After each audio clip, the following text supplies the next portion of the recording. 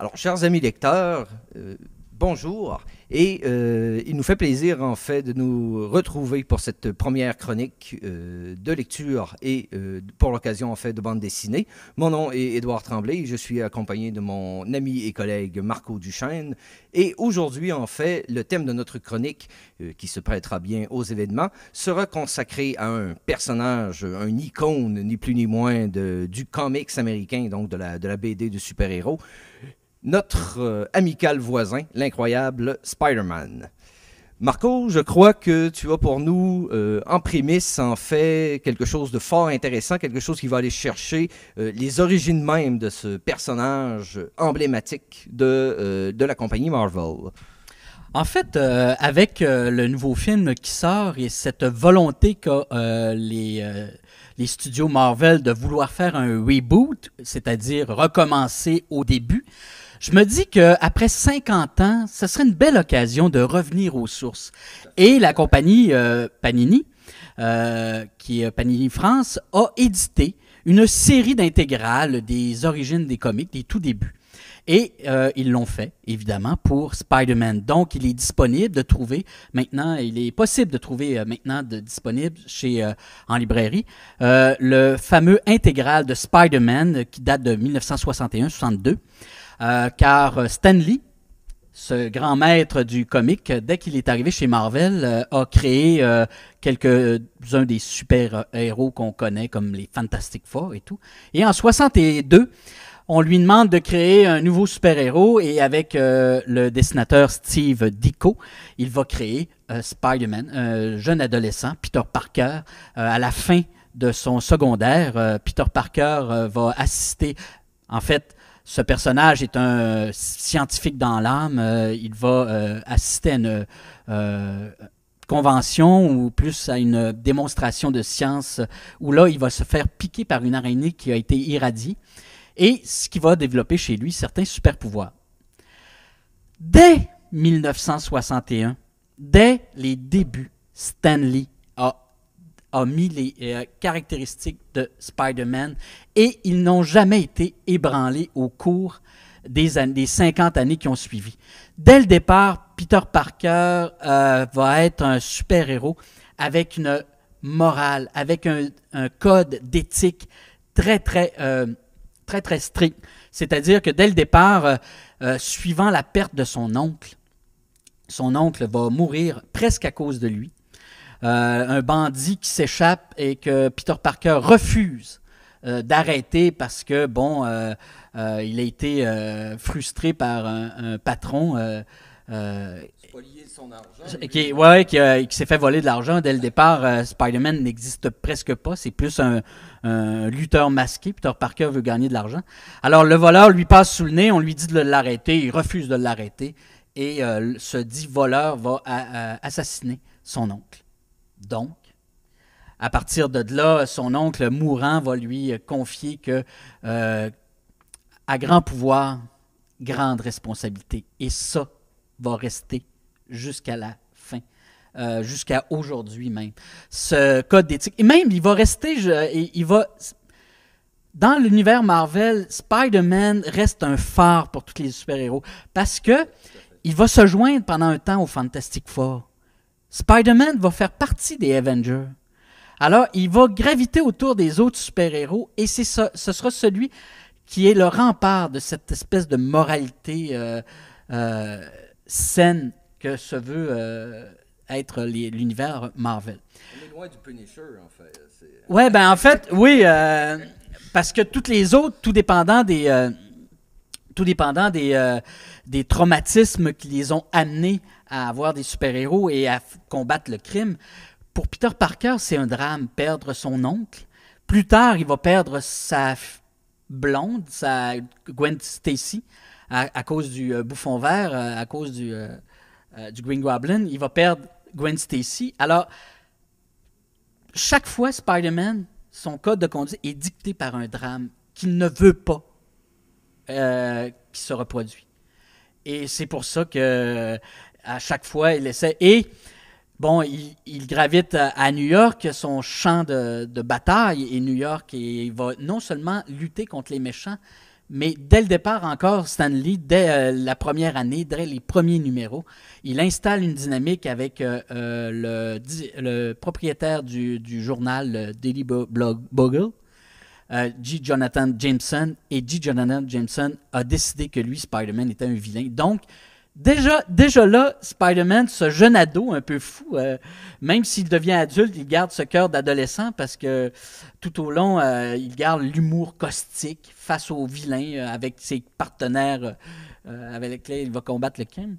Alors, dès le départ, il va être mis mal à partie par le public qui n'arrive pas à se faire une idée de qui il est.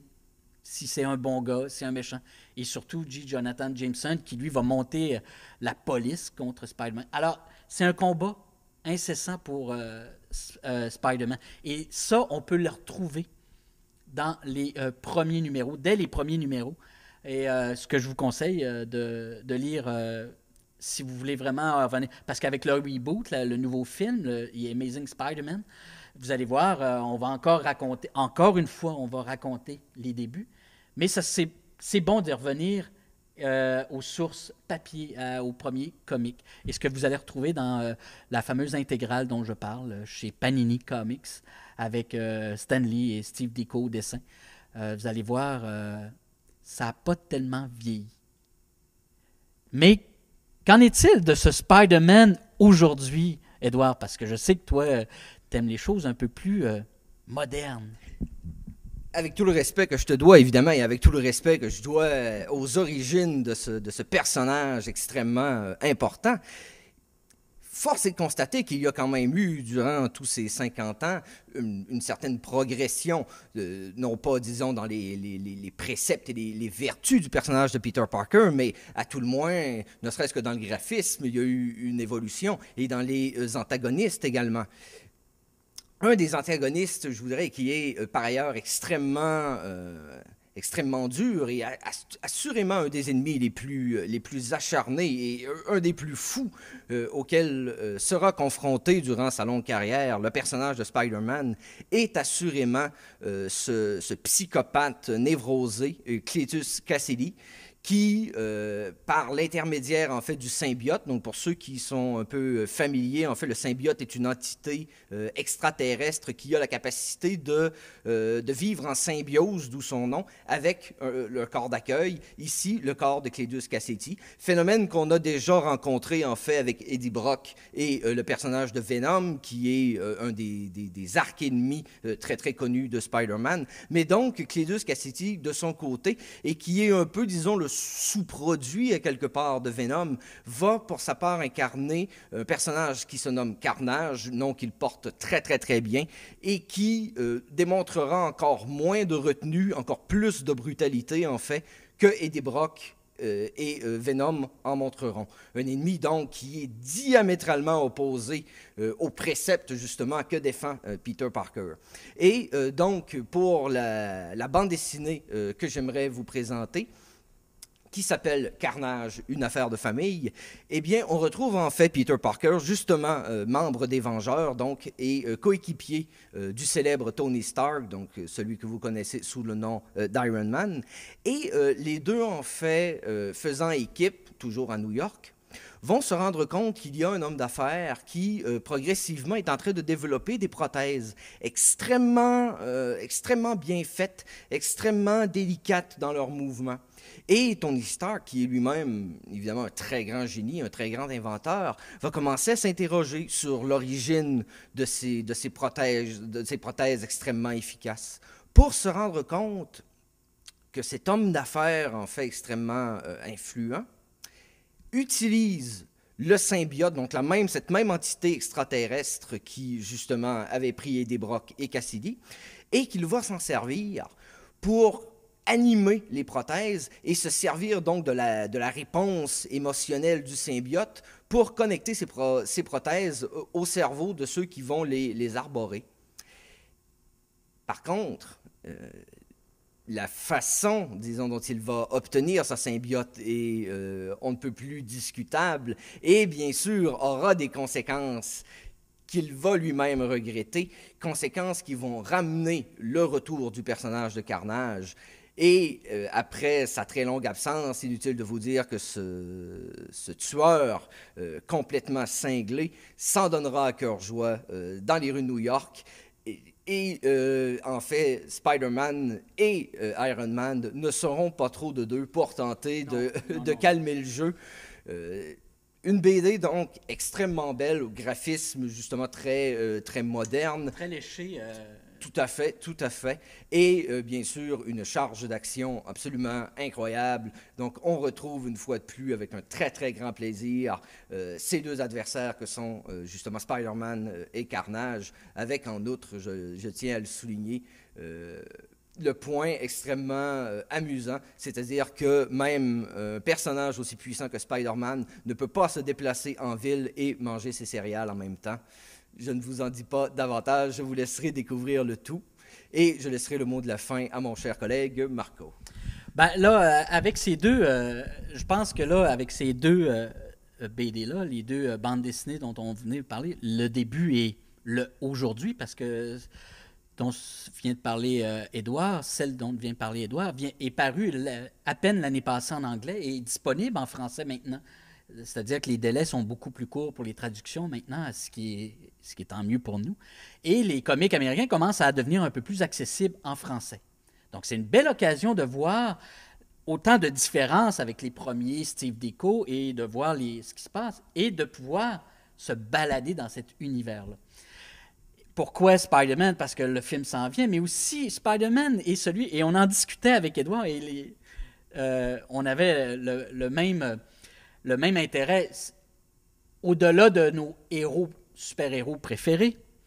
Spider-Man, parce que chacun a son héros préféré à un moment donné dans tous ces univers DC et Marvel, mais Spider-Man vient chercher le petit côté fantasme du garçon qui se balade au bout d'un fil sur les buildings de New York. Pouvoirs qu'on aimerait tous posséder. De tous les pouvoirs, on énumère les héros qu'on voudrait être, les pouvoirs qu'on voudrait avoir, mais ça vient chercher. Ça, c'était une idée extraordinaire qu'a eu Stan Lee, je crois. Et quand on écoute le premier film, celui qui est sorti de Sam Raimi avec Maguire, et quand on voit Maguire pour la première fois se balader, se balancer du haut des buildings un après l'autre et qui se met à crier, je suis à peu près sûr que tous les spectateurs, surtout les gars, on retrouve en soi ce petit fantasme-là qu'on a tous rêvé un jour. Donc, la sortie du film, on en profite et on se laisse aller du côté des super-héros avec Spider-Man. Et surveiller les prochaines chroniques, peut-être avec d'autres bandes dessinées, d'autres sorties. Merci.